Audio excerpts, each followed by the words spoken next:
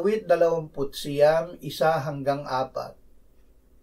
Mag-ukol kayo sa Panginoon o mga anak ng makapangyarihan, mag-ukol kayo sa Panginoon ng kaluwalhatian at kalakasan. Iukol ninyo sa Panginoon ang kaluwalhatian na nararapat sa kanyang pangalan. Sambahin ninyo ang Panginoon sa banal na kagayakan. Ang tinig ng Panginoon ay nasa ibabaw ng mga tubig. Ang Diyos ng kaluwalhatian ay kumukulog, ang Panginoon sa ibabaw ng maraming tubig.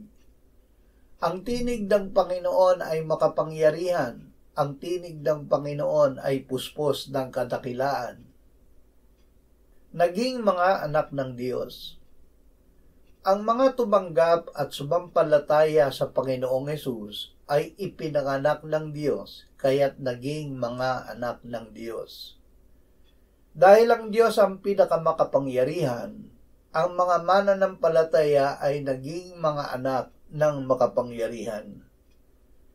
Lagi nating purihin ang Diyos dahil sa kanyang kapangyarihan, kalakasan at kaluwalhatian. Laging isabibig ang kanyang salita. Lagi nating hingin na tayo ay puspusin niya ng kanyang banal na espiritu.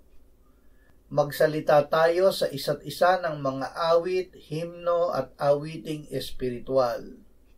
Umawit at gumawa ng himig sa ating puso sa Panginoon. Laging nagpapasalamat sa lahat ng bagay sa pangalan ng ating Panginoong Hesukristo, sa Diyos na ating Ama.